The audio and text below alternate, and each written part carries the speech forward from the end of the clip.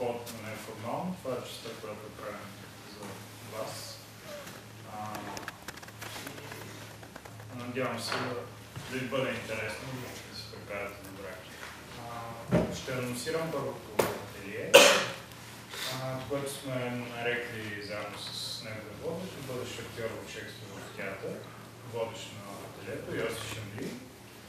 Малко за него да ви разкажа. Завършва Националната академия за театрално и филмово изкуство Кръстьо Сарафов в класа на професор Здравко Митков.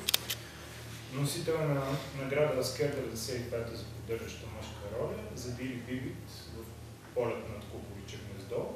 Сред театралните му роли са Войцек в Бютнер в Сливенския театър, Луцифер в Хаймут Байрон в Родовския драматичен театър, големия Каратанас в Черното румо от Иван Добчев и Маргарита Младенова, Корифеят в Сънят от Одисея от Мюлер в Сомато, Били Бибит в Полет от Куковиче гнездо от Васена в Полския театър.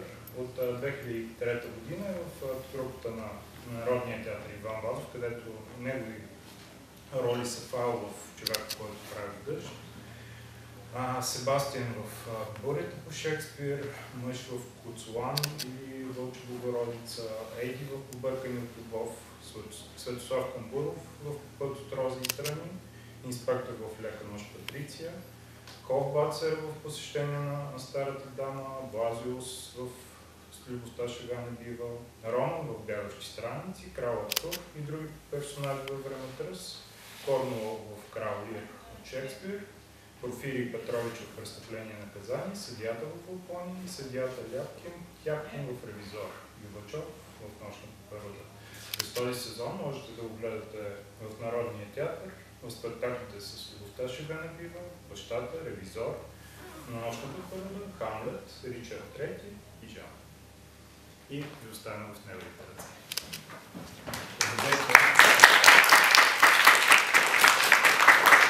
Драго ми е да ви видя. Ако искате, тези, които са малко по-назад, ако ви е по-добре да заставят, да седнете по-напред, за да не изнасям прекалено гласа или ме чувате така.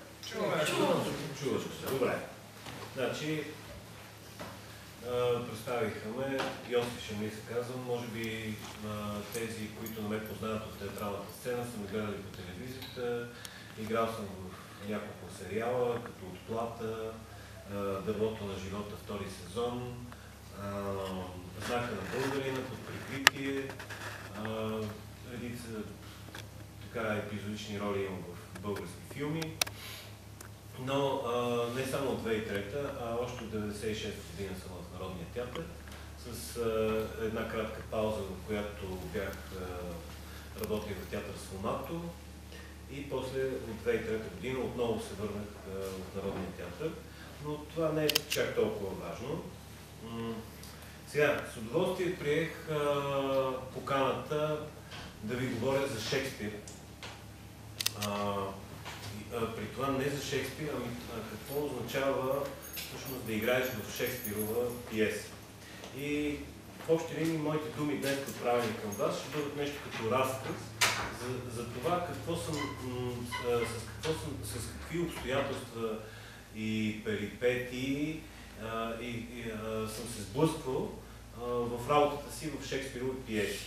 Като мога да кажа, че освен упражненията в надфис, когато бях студент, всъщност съм играл в 4 заглавия, Шекспирови заглавия. Това са Ромео и Джулиета, Бурята, Хамлет и Крал Лир. В момента единственото, което се играе представление, това е Хамлет на Явор Гърдев, което вече 2 години успешно играем в Народния театър.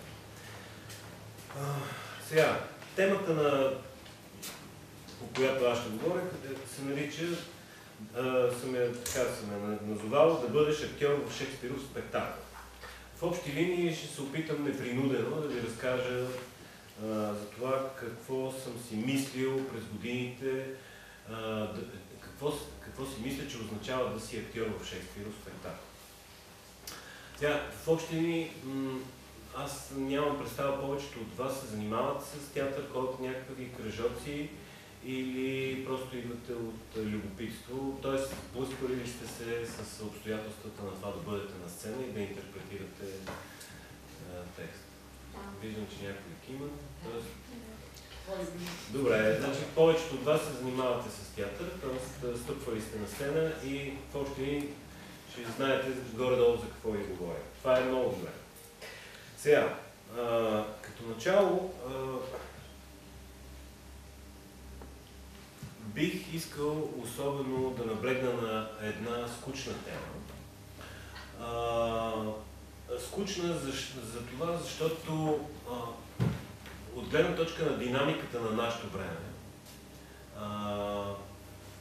тя по някакъв начин налага едно обстоятелство, в което изисква в това да сме малко по-трудолюбиви към това обстоятелство. Тоест, говоря за една по-богата обща култура на човек, който се занимава с театър. Сега, има различни теории, че актьорът не е задължително да бъде с прекалено богата обща култура. Защо? Защото той трябва всъщност да свърши един обем от работа и този обем от работа е всъщност да изиграе ролята си.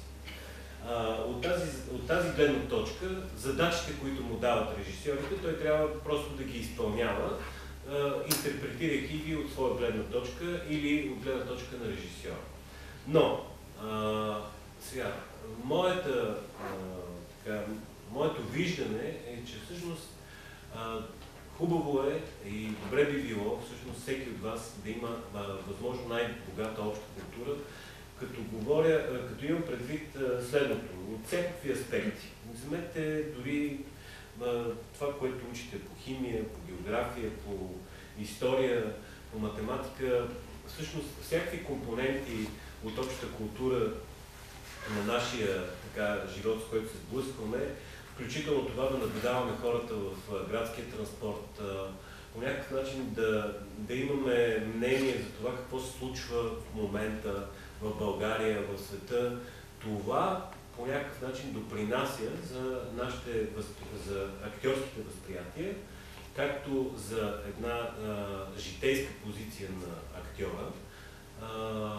И всъщност по този начин човек, събирайки, обобщавайки тези възприятия, познания относно света около нас, можем във всеки един момент, всъщност метафорично казвам, да извадим от джоба си една такава тема и да я използваме на сцена. Затова казвам, че всъщност започвам с общата култура, защото например, съм се сблъскал и директно ще започна ще ви разкажа за случая с моя баща, който той не е театрал, не се занимава с театър, а и не е задължително. Както за всеки зрител всъщност, който идва в залата, не е задължително той да има богата обща култура и за литература, и за изкуство, и за театър, и каквото и да е. Всъщност зрителя сяда и трябва да попадне в,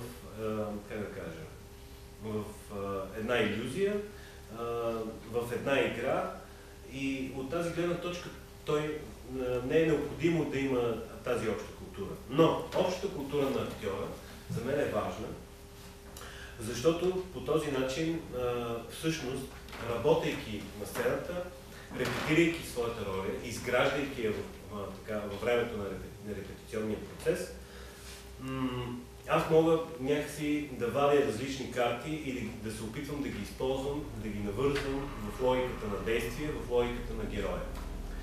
От тази гледна точка исках да ви разкажа как съм се сблъскал с баща ми, примерно, който не си спомням преди колко време, веднъж в някакви разговори ми казва: "Бе, какво ме занимаваш с Шекспир? Кой е Шекспир?"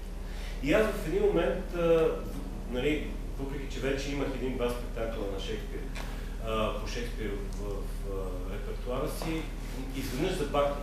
Тоест, с две думи не можех да му обясня, защото той конкретно ме попита: "С какво толкова пък е интересен Шекспир?" И това ме накара първо да запомня този момент И да си дам сметка, че всъщност, когато говорим за Шекспир, не можем да го обобщим с 2-3 думи. Шекспир е от най-голяма гледна точка енциклопедична личност. Литературата, всъщност, която представляват неговите произведения, е огромна по мащаб, въпреки че той има 36 пиеси, сонети и няколко поеми. Мащаба, т.е. синтезирано във всички тези произведения на обща култура е огромен. Той е просто един необятен свят, който може да се срещне във всеки, някакси човек може да се задълбае във всеки един стих от неговите пиеси, сонети и поеми.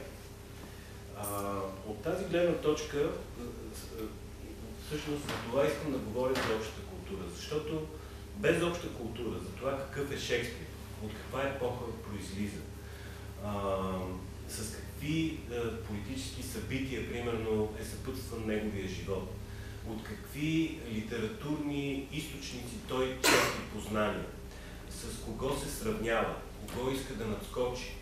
По някакъв начин, ако актьора не се интересува от тези неща, той всъщност би останал на едно по-малограмотно ниво и всъщност, как да кажа, палитрата от вече, примерно, в англоязичната литература. Във времето на Шекспир работят автори, които са с не по-малко значение, като Кристофър Марлоу, Бен Джонсън, Томас Декър, Джон Уебстър, Томас Медисън, Уилям Роули. Автори, които са с не по-малко значение, но Шекспир, както Пушкин, например, изпъква над всички тях. Просто таланта му е изкрящ. Тези, които не знам колко от вас и по колко пиеси са прочели от Шекспир и до каква степен задълбоченост е ги чели с любопитство, но всъщност, когато човек потъне в света на Шекспир, може да види от една страна исторически събития. Значи той има редица исторически пиеси, които наистина хронологично разказват за това, за какви политически борби се водят в неговото време, в по-минали времена.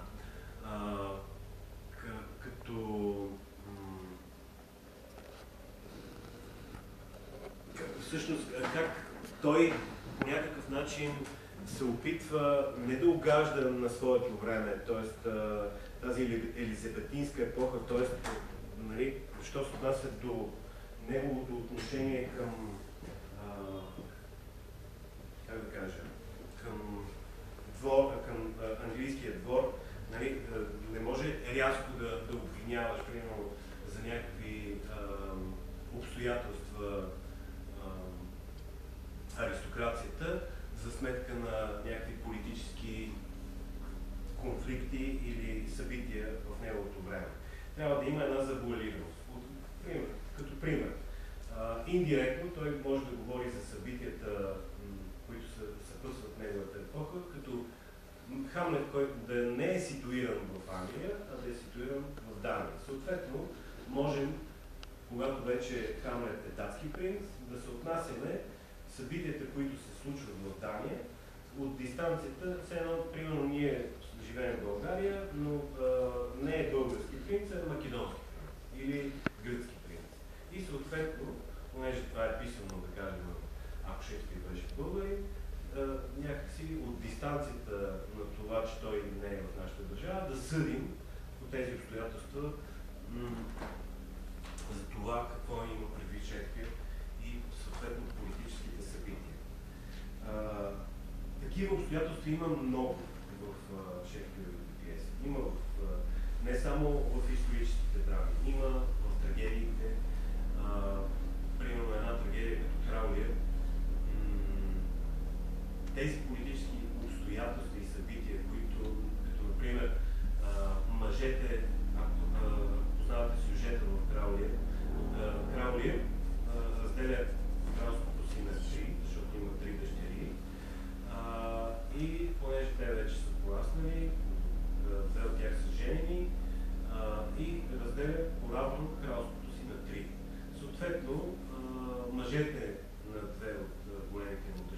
имат свои политически амбиции към територията на Англия и съответно искат и тази част, която става за малката дъщеря, да я приобщат по своя си начин, което съответства, как да кажа, на техните действия по-нататък в пиеса.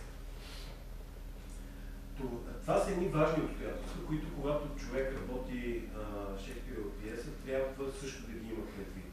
И колкото повече натрупваш познания и исторически, значи когато започнеш да четеш, да работиш върху Крал Лир, например, не е лошо, именно въпреки че Крал Лир принципно има някаква обстоятелственост ситуирана във времето, но тя като че ли не е точна в години.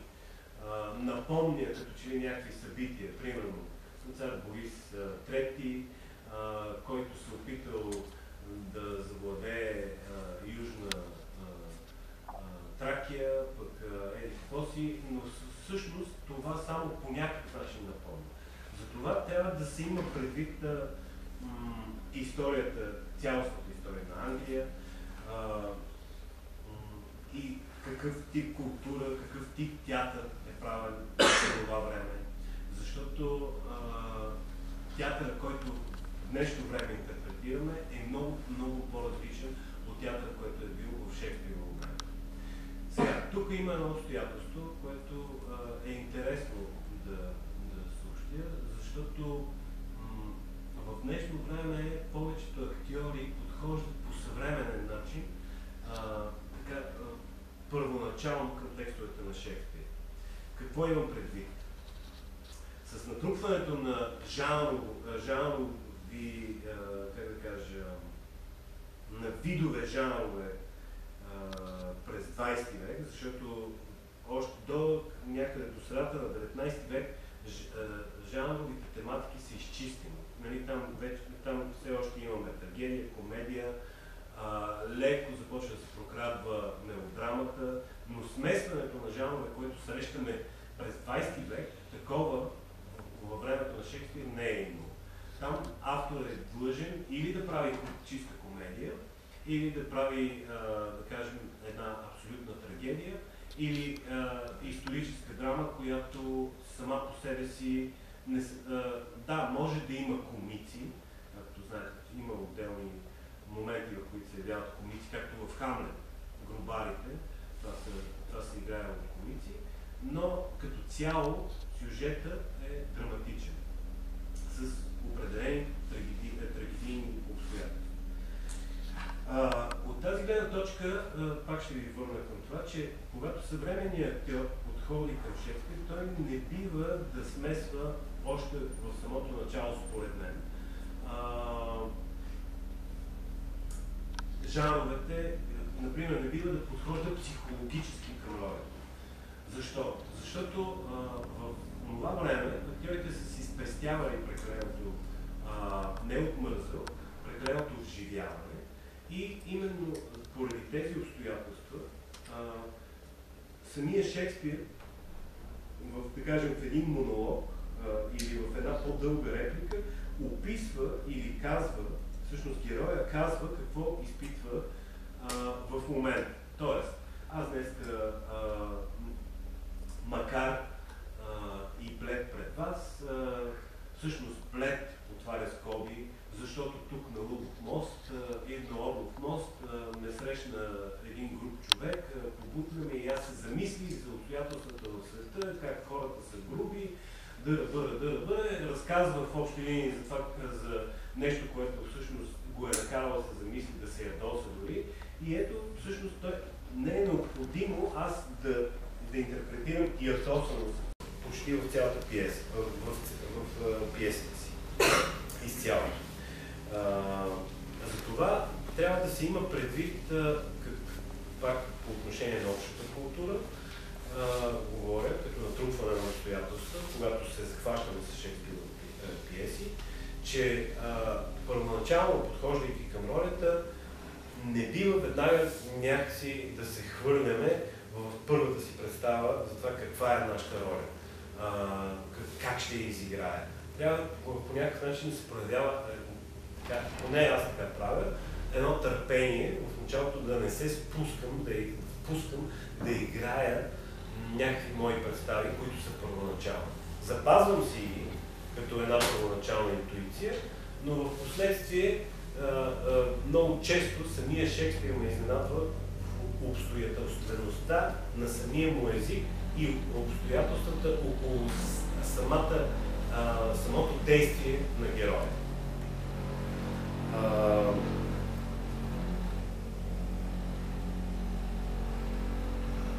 Хубаво би било по някакъв начин, когато говорим за обща култура в Шекспир, да знаем каква литература има в момента в него, в времето, което е живял около самата Англия. Примерно, какви автори творят и в театъра, и в литературата, какви опери са се писали тогава, примерно в Франция, в Испания, в Италия. И съпоставяйки това на тези обстоятелства, по някакъв начин да се измерваме самия Шекспир. Като цяло, аз имам така едно хулиганско отношение към по-именитите автори, примерно Достоевски, Шекспир, Гогол. Какво имам предвид като казвам хулиганско отношение?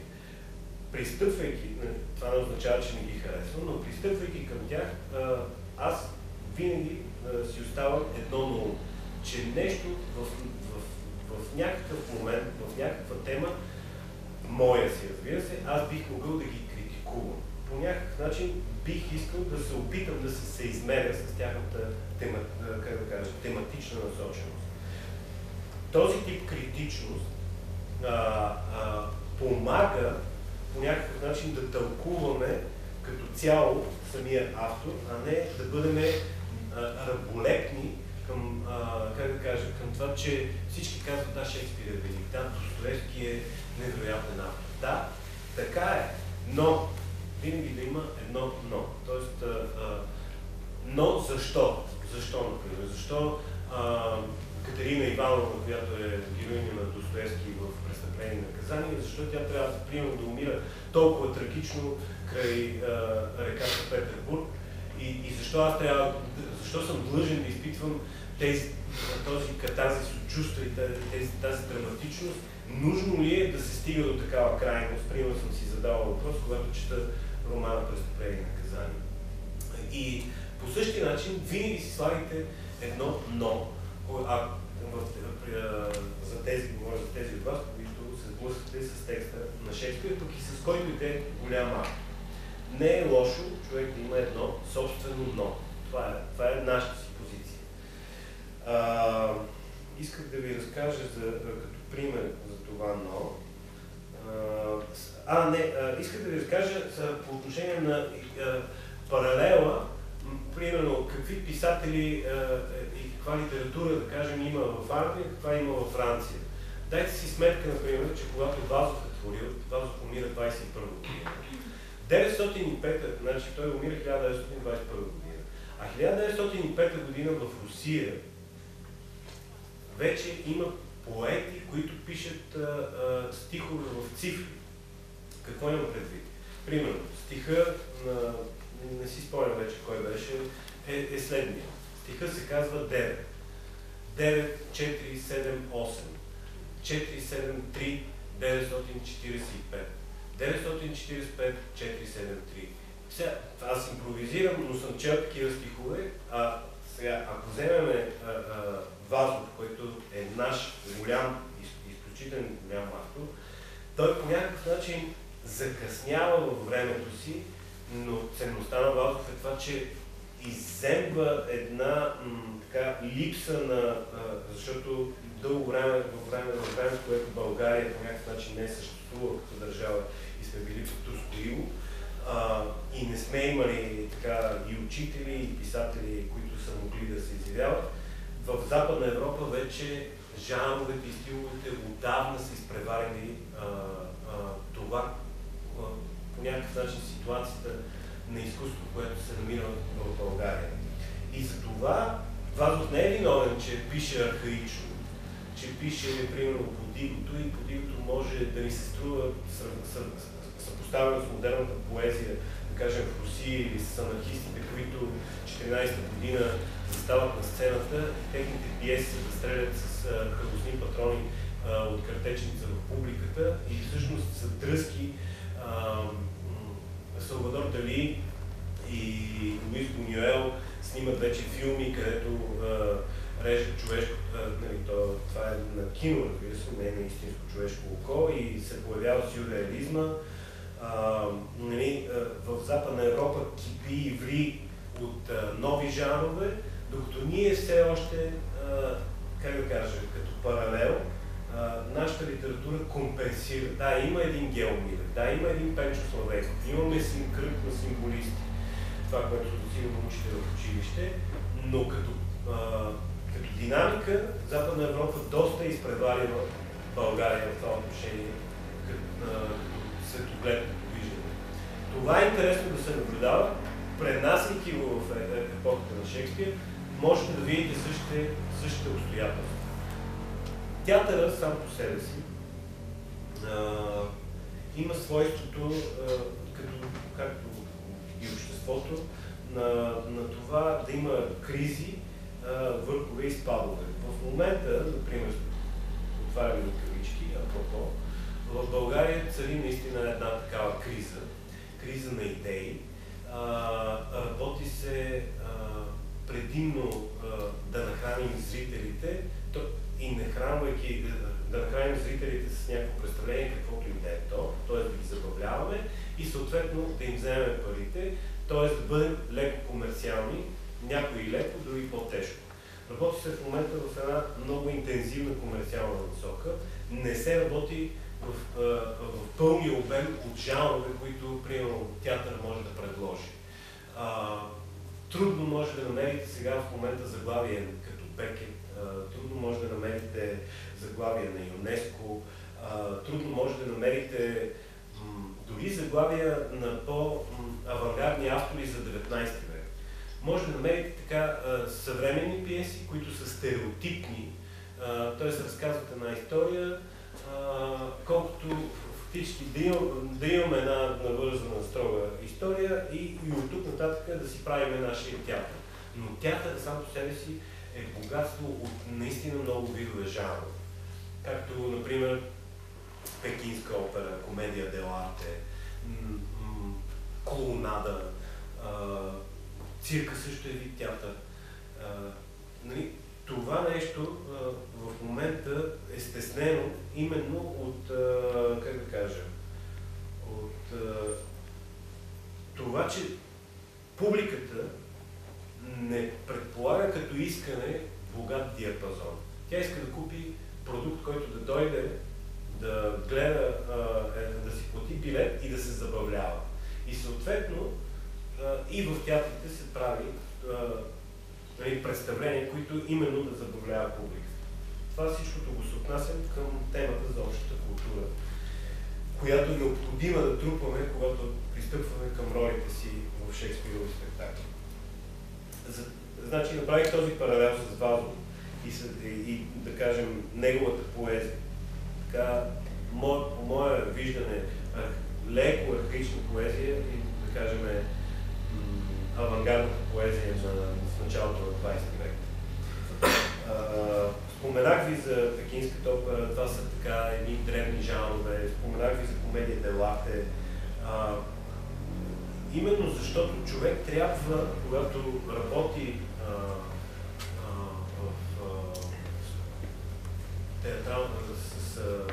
когато работи театър, да има така един широк светоглед, да знае паралелно сега какво, не е лошо да се знае какво в момента се играе в Латинска Америка, какво ги интересува хората, задавате ли си този въпрос?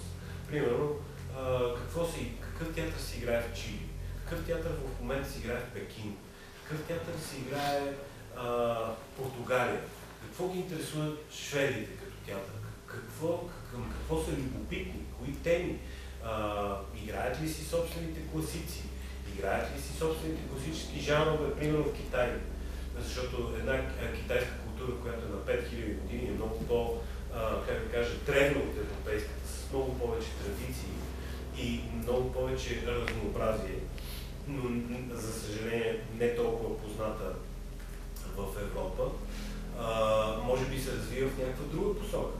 Не е лошо човек да бъде информиран, особено в днешно време, когато имаме и интернет и по някакъв начин бързо можем да достигнем до тази информация.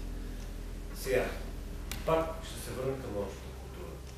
Необходимо е да трупаме знания и обстоятелства, започвайки ролята си, или поне аз така правя, натрупвам едно количество книги, които мисля, че са свързани тематично с тази пиеса, примерно Ромео и Жулиета, книги за любов, книги за магии, книги. Защо магии? Защото, примерно, един брат Моренко се занимава с...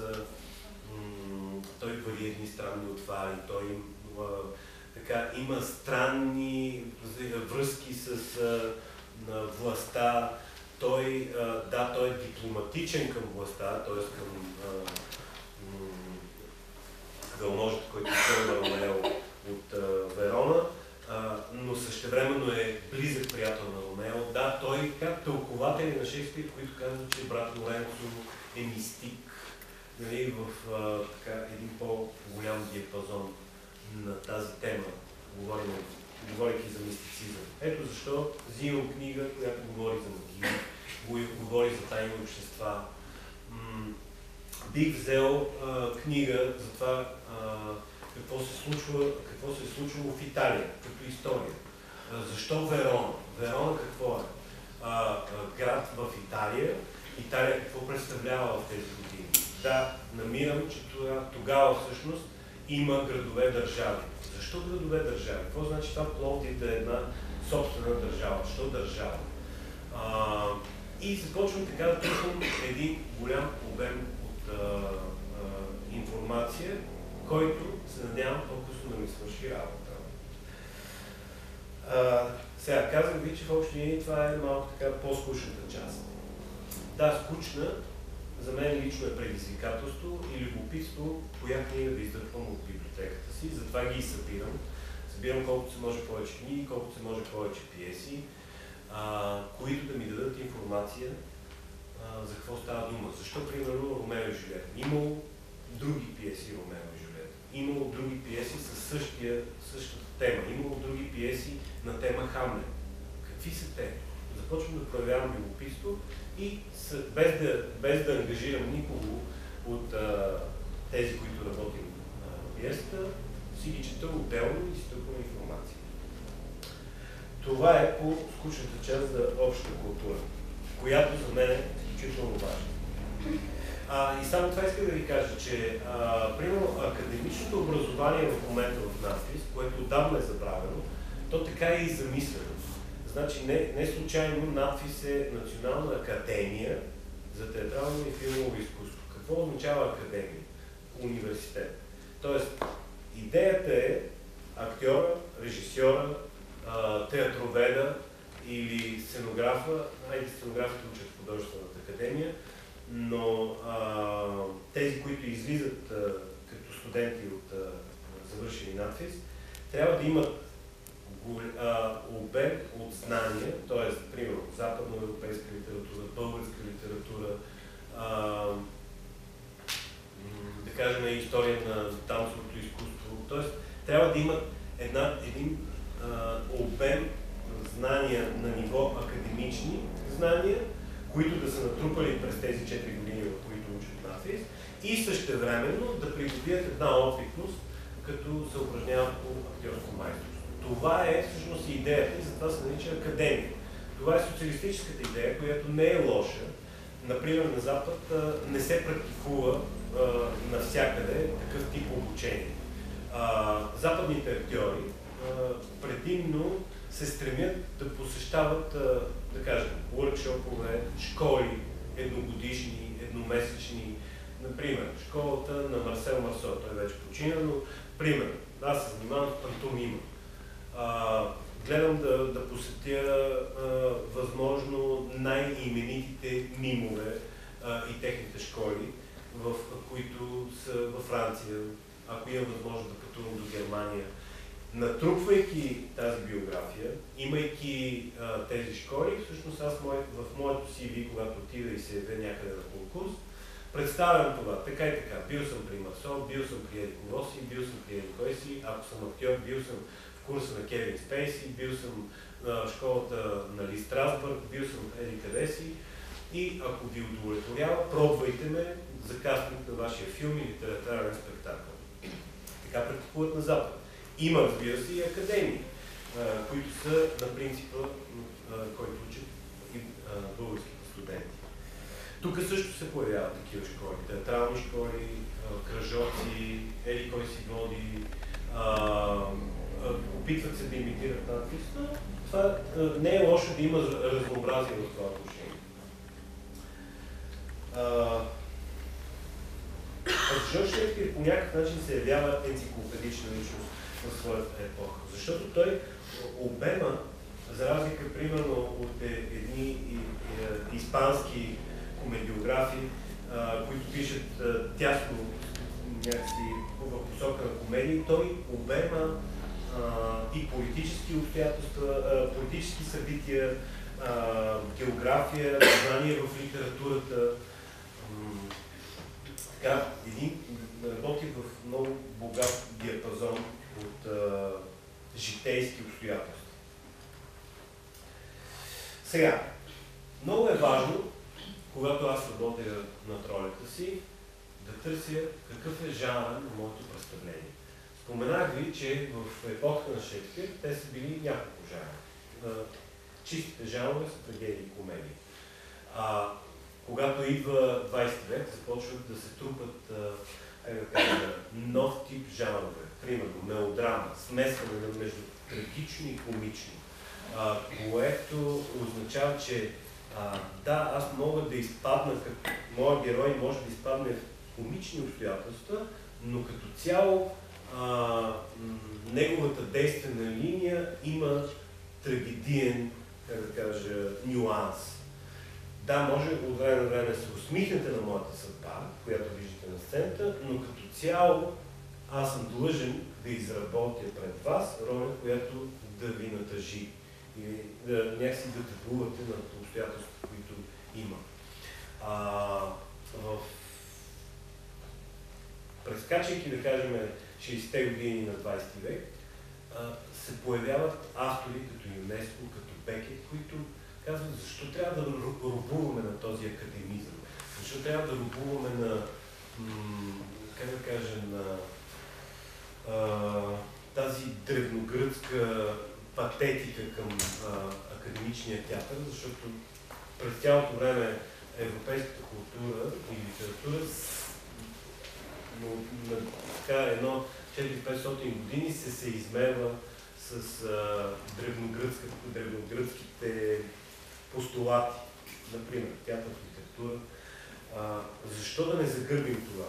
Примерно, Бекет казва, ще напише пиеса без точки, запетаи, без главни букви, така че интуицията на този, който чете, на този, който слуша интерпретацията, много по-сетивно да работи и разчитайки вече, как да кажем, едно възприятие от друг тип, той започва да пише и друг тип пиеси. Сега, искам само да ви кажа, че ако пуснете примерно един филм на хора, които са гледали кино, да кажем в началото на 20 век, първите филми, ако знаете, първият филм са заснели как един влак пристига на гара. И хората са оплашени, защото някакси са имали усещане, че влака ги разкри. Сега, лека по лека киното започва да разработва свои пинизи, свои магии, вече се появява стереокино, 3D кино, 5D кино, салона се движи, пък не знам какво си, колкото се може повече да попаднем в илюзията на това, което наблюдаваме и на разказа. Съответно, сега ще разберете защо говоря за киното, съответно и започват да се сменят и приемите, които използват режисьорите. Например, започва един разказ, ти вървиш по улицата, срещаш как се казва, срещаш Александра, изведнъж прекъсваме и рязко виждаме една кола, как някакъв шофира. Движи се нещо, пак се прехвърляме при тебе. Заговаряте с Александра, изведнъж пак колата, след това пак се прехвърляме, но да кажем в някакво обстоятелство, някаква жена готви бъргани яйца.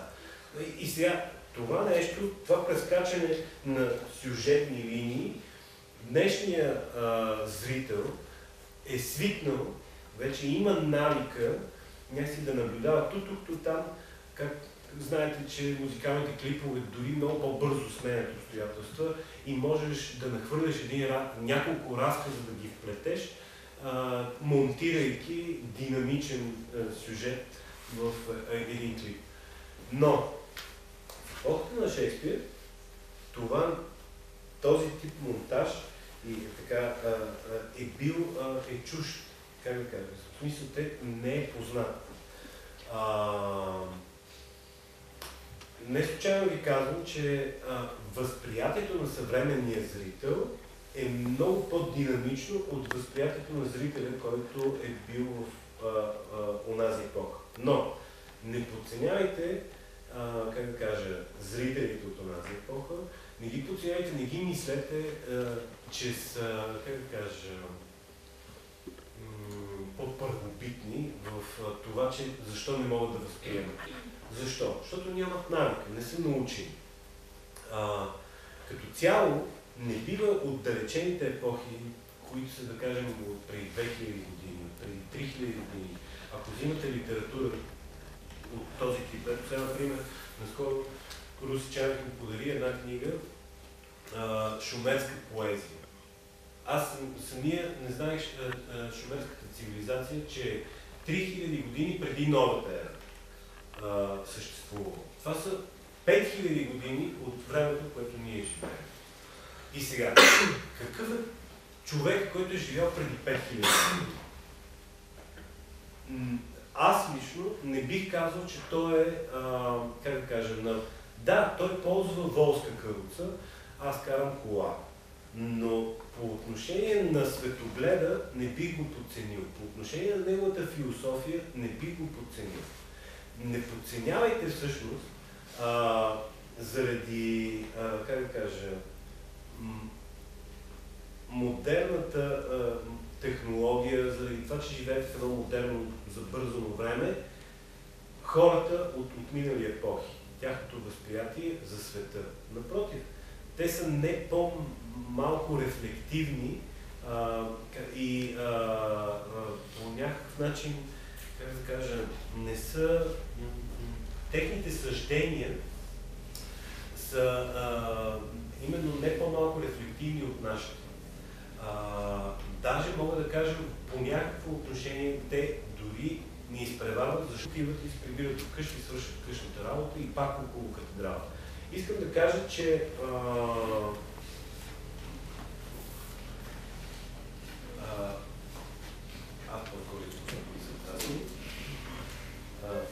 искам да кажа, че по отношение на динамиката, хората са имали едно спокойствие на това, спокойствие на ежедневието, т.е. и когато отиват на театър, разполагат се, как да кажа, като централно събитие. Т.е. примерно, сега аз днес отивам, бързо си купувам билет за кино в мола, гледам един филм и се прибирам вкъщи и си пускам друг филм. Тоест аз гледам два филма, единия като специално съм, как да кажа, специално съм отишъл за да го гледам, другия неволно го гледам. Но човека от една по-отминала епоха става сутрин рано, някъде към 6 часа и в 10 часа отива на опера. Тогава, примерно, в една епоха като на Бах, в времето, в което живял Бах, хората са ходили в 10 часа на опера. Можете ли си представите, бихте ли си представили какво е това? Не е да отидеш в 7 часа, не е да отидеш в 8 часа вечерта, а в 10 часа на опера. Значи ти си закусил, разположил, примерно изял си едно ролко яйце, децата ги гледа еди кой си, обличаш се официално и отиваш тържествено, къде, може би в катедралата, където са се играли опери с религиозни сюжети. Затова искам да кажа, че и ще се върна към онази динамика, това, което ви разказах за киното и монтажа, и времето, което може би е живял Шекспир, че те са имали комфорта да разполагат мисълта си и така, да обсъждат света в един по-спокоен план. Ние сме много по-тревожни и се опитваме да хващаме и тази тема, и тази тема. Какво става в Украйна? Защо Путин воюва? Защо? Какво прави Америка? Тук се е появил нов спектакъл. Този пък Джони Деп има нов филм. Еди, коя си се оженила, пък Джони Деп се развел. Това. Тоест, ние имаме един обем от информация, но никога нямаме, как да кажа, обстоятелственост в тази информация. Освен ако не разгърнем страницата и не започнем да се ровим, защо точно се е развел Джони Деп, защо се е скарал, пък какъв филм не е изиграл, пък какви пари е спечелил и така нататък. Така че един зрител от епохата на Шекспир е много по-спокоен в това да гледа сюжета и да разположи мисълта си по отношение на езика, който е вътре, на метафорите, които среща, на историята, която чува. Само ще вметна, че в Древна Гърция, например, когато са празнували театралните празници пролетно време, там са се състезавали с една и съща пиеса. Например, тази година авторите, театралните драматурзи ще пишат на тема Антигона. И всеки пише, сега те не са се запазили в това време много от тези пиеси, но всеки пише и се състезава, кой ще напише най-добрата Антигона. И вие всичките отивате в амфитеатъра, ако живеете в Пловдив, и цял ден гледате Антигона на Йосиф, Антигона на, как се казваш? На Никола, Александра. Ние тримата сме написали ето 3 представления на Антигона. И всъщност кой най-добре интерпретира сюжета на Антигона. Това е било във времето. Някакси имали са търпението да го изгледат. Сега бихте ли гледали 3 представления на Антигона? Аз самия трудно бих издържал. Но тогава, по един и друг начин, така са били обстоятелства. И сега, търсене на жанр. На базата на общите познания, на общата култура и собственото отношение към заобикалящия ни свят, работата върху жанровите елементи е основна. И сега, искам да ви разкажа какво ни се случи по времето, когато репетирахме Хамлет. Аз лично пристъпих въпреки че Явор е много добър режисьор, който така утвърдил себе си, мой личен приятел още от детството, като ученици заедно сме ходили, сме гледали всички представления, които са на се играят на Раковска. Познавам Явор прекалено добре. Уважавам неговото развитие, но все пак пристъпих към Хамлет с едно на ум, моя си, чак пък Хамлет ли? Нали? Защото Хамлет е един сюжет, който е прекалено експлоатиран. Защо Хамлет е най-добрата пиеса на Шекспир? И аз даже не исках да си отговоря, започвайки работа върху Хамлет. И все пак имаше едно, как да кажа, това си е Хамлет, дай да се хвана за работа. Но, пак си казвам, това са страшно много актьори. Почти 30 души, които имат кои големи, кои малки роли. Какво ще играя аз? Още не беше ясно. Как ще се сработим 30 души? Кои ще бъдат те? И когато Явор разпредели актьорския състав, с радост установих, аз напоследък много се радвам, когато много млади хора се струпат на едно място. Защо? Защото ентусиазма на младите актьори е непринуден и такъв не може да бъде купен с пари. Как да ви кажа? Младите актьори излизат от надфис, дори тези, които са студенти, някои от тях започнаха като студенти в Хамлет, вече завършиха, техният ентусиазъм, особено, например, да играят представление на Явор Гърдев, къде? На сцената на Народния театър. Това е един хъс, който тях ги пари, те биха направили това нещо и без пари.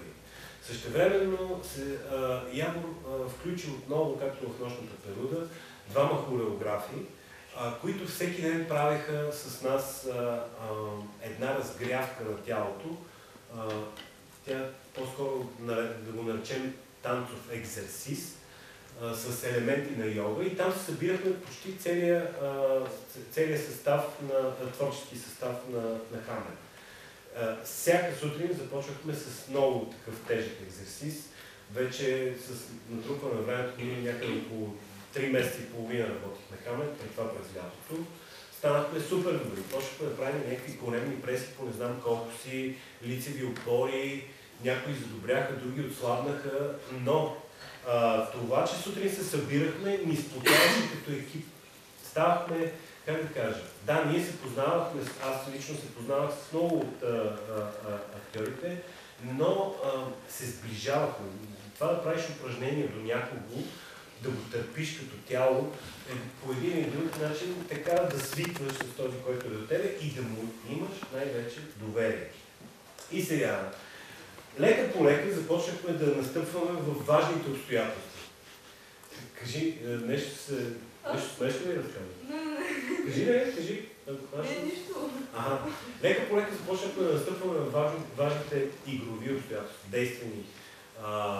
Когато настъпвахме така, превземахме пиесата, предполовихме я горе-долу и започнахме така всеки сам по себе си да оформя своя индивидуален портрет.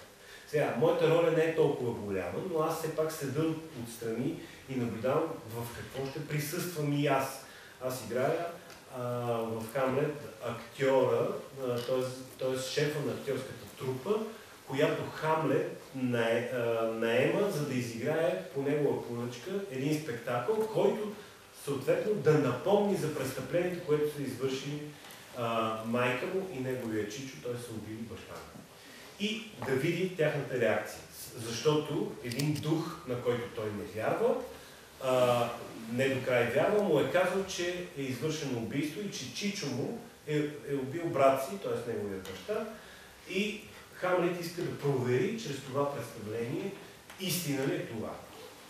Сега, презехме половината пиеса и започнаха да се оформят ролите. Мариус Куркински така с своя присъщ хъс за превземане на ролята започна да се оформя като един патетичен Клавдий. Той играе злодея в случая, този, който убива брат си.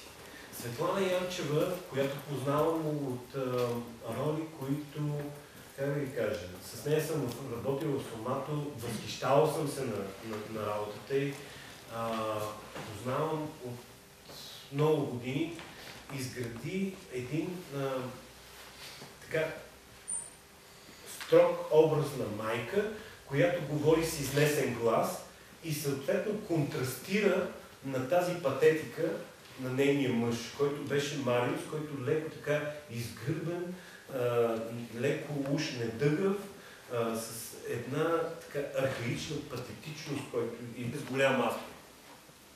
Казах ви, пример, с Достоевски, Шекспир. Винаги си имайте своята критичност.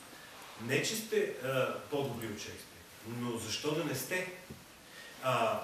Защо да не си задавате своя по-голям въпрос, от който самия Шекспир е задал или Достоевски е задал.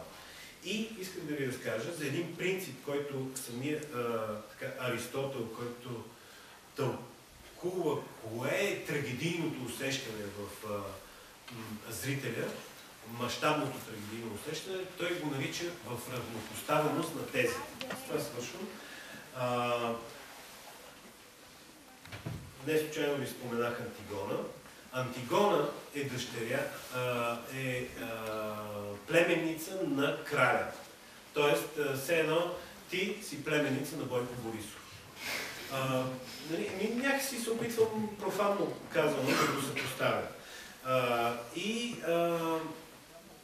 В случая, твоя брат е дръзнал да направи бунт срещу Бойко Борисов, брат ти е убит и неговият труп лежи на площада пред парламент. И Бойко Борисов, или краля, в случая Краон, казва, по традиция, що той е дръзнал някакси срещу властта да трупа му трябва да изгние на площада. И, пък Антигона, като негова сестра, нейна сестринска длъжност е да погребе брат си. И сега, тук имаме закон. Краля не може да позволи някой, който се е разбунтувал по закон. Той е длъжен. Да, този, който се е разбунтувал, е негов племенник. Това е, как да кажа, син на сестра му или син на брат му. Той също иска да го погребе, но закона не му позволява. И затова той трябва да изгние на площада. Така казва закона. И той е прав пред себе си, края. Или велможата в случая. Антигона също е права пред себе си да погребе брат си. И тук Аристотел казва, ето, тезата на краля, тезата на Антигона са абсолютно равнопоставени като правота. И когато тези две правоти се сблъскват, равнопоставеност на тезите, тогава се ражда именно мащаба на трагедията. Колкото по-прав е единия и колкото по-прав е другия. И моя образ, сега може някой да ме нарича злодей, но аз съм прав за себе си. И за този, когото нарича добър герой, и той е прав за себе си. Когато се сблъскат в голям мащаб, и дай Боже да е този мащаб, който ви казах с общата култура, която трябва да притежавате, тогава трагедийният план става много по-голям и надскача дори поетичния смисъл, който би могъл да вложи Шекспир. И ще завърша с тези думи за това да не бъдете чак толкова отговорни, колкото ви казах, и към обща култура и така нататък, а най-вече да имате вече в финала, когато сте на сцената, или да имате предвид, че актьорите, свършвайки пиеста, най-вече трябва да са, как да кажа, симпатично настроени към това да бъдат леко хулигани,